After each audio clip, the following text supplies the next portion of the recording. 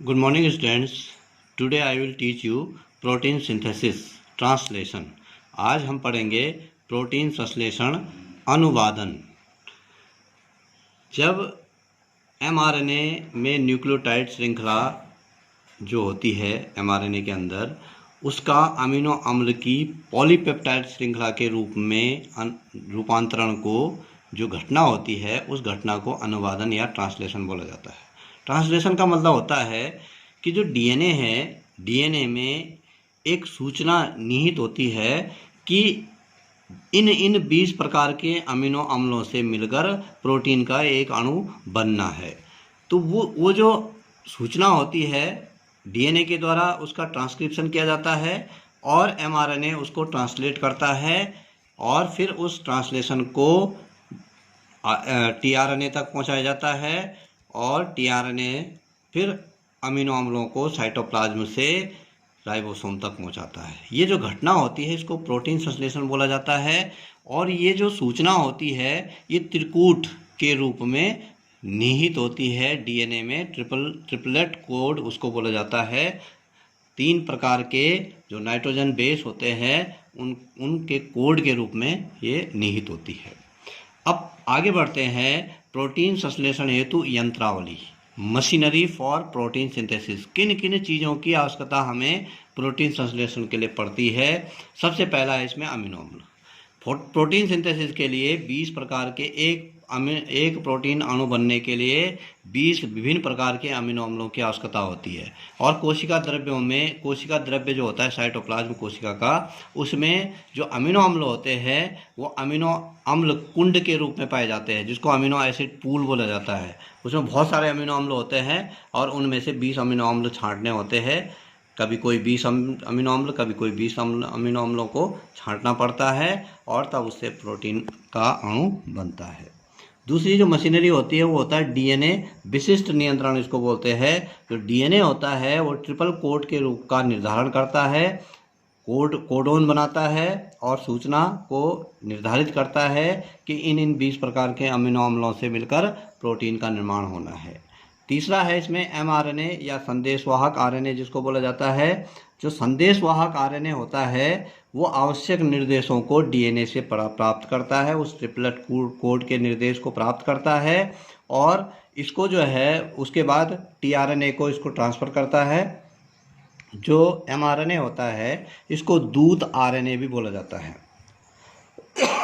ये दूत का काम भी करता है और 20 प्रकार के अमीनो अम्लों से प्रोटीन के संश्लेषण की सूचना को ये प्राप्त कर टीआरएनए को देता है।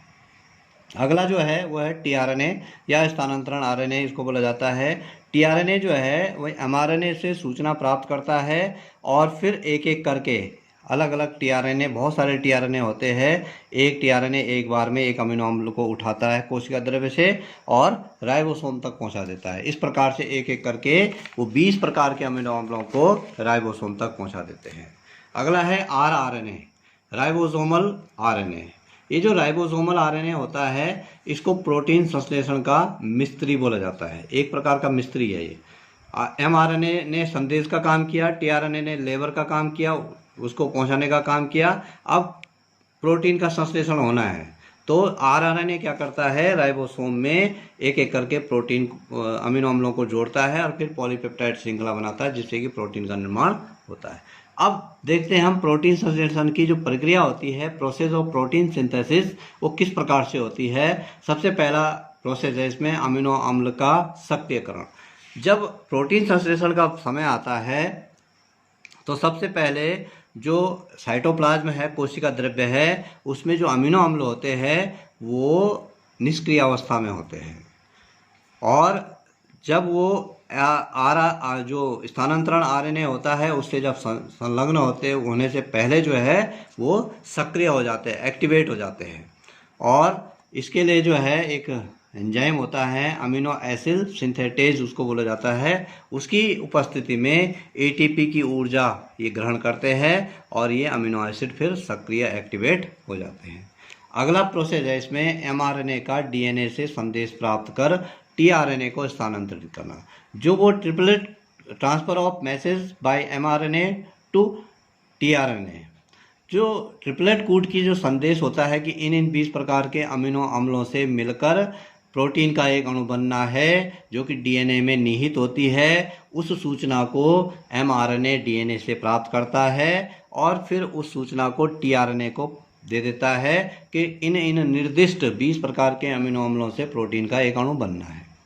तीसरा स्टेप है इसमें, सक्रिय अमीनो अम्लों का टीआरएनए पर संलग्न होता है। अब जिन जिन अमीनो अम्लों की सूचना होती है 20 प्रकार के, धीरे धीरे एक एक करके वो अमीनो अम्ल टीआरएनए से संलग्न होते हैं और इसको बोला जाता है transfer of active amino acids to tRNA. वो संलग्न हो जाते हैं और टीआरएनए से जुड़ जाते हैं।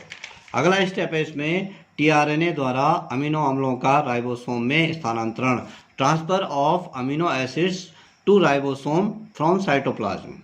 जो टीआरएनए होते हैं उनके द्वारा अमीनो अम्ल जो एक एक करके अमीनो अम्लों को पकड़ते हैं, साइटोप्लाज्म से उठाते हैं और फिर एक एक करके उसको राइबोसोम तक 20 प्रकार के अमीनो अम्लों को एक एक करके राइबोसोम तक पहुंचा देते हैं। ये लेबर का कार्य करते हैं। जिस प्रकार से लेबर ईंट, बजरी, सीमेंट इत्यादि जो है जहाँ पर मकान बनना है वहाँ तक पहुँचा देते हैं, उसके बाद का कार्य जो है वो आरएनए का होता है। नेक्स्ट स्टेप है इसमें, पॉलीपेप्टाइड श्रृंखला का प्रारंभन, इनिशिएशन ऑफ पॉलीपेप्टाइड चेन। अब जो 20 प्रकार के अमीनो अम्ल है वो एक एक करके राइबोसोमल आरएनए द्वारा राइबोसोम में वो एक प्रकार से मिस्त्री का वो कार्य करता है और उनको एक एक करके जोड़ता है। पहले पेप्टाइड चेन बनाता है और फिर बहुत सारे जब अमीनो एसिड एक के साथ एक जुड़ जाते हैं तो पॉलीपेप्टाइड चेन बन जाती है। और फिर होता है पॉलीपेप्टाइड श्रृंखला का दीर्घीकरण, इलोंगेशन ऑफ पॉलीपेप्टाइड चेन। धीरे धीरे वो पॉलीपेप्टाइड चेन लंबी होती है और अगला स्टेप होता है इसमें पॉलीपेप्टाइड श्रृंखला का समापन तथा प्रोटीन संश्लेषण, termination of polypeptide chain and protein synthesis. Last में जब 20 प्रकार के अमीनो अम्ल जुड़कर पॉलीपेप्टाइड श्रृंखला का निर्माण कर देते हैं तो फिर वो उस श्रृंखला का एक तरफ से समापन हो जाता है वहाँ पर और प्रोटीन संश्लेषण की क्रिया पूर्ण हो जाती है। यहाँ पर जो समापन हेतु जो 3 कोडोन होते हैं UAA, UAG, UGA, ये समापन कोडोन इनको बोला जाता है, टर्मिनेशन कोडोन इनको बोला जाता है और यहाँ पर जो है प्रोटीन संश्लेषण का कार्य समाप्त हो जाता है। इस प्रकार से ये राइबोसोम है। ये राइबोसोम की 2 यूनिट है। ये प्रोटीन जुड़े, ये अमीनो अम्ल जुड़े हुए हैं एक दूसरे से, एक चेन बन रही है, पॉलीपेप्टाइड चेन है ये अलग अलग। इस प्रकार से ये पॉलीपेप्टाइड चेन से प्रोटीन का निर्माण, ये प्रोटीन का निर्माण और राइबोसोम के अंदर जो है प्रोटीन का निर्माण की प्रक्रिया संपन्न होती है। आज ये टॉपिक यहीं पर समाप्त होता है। Thank you.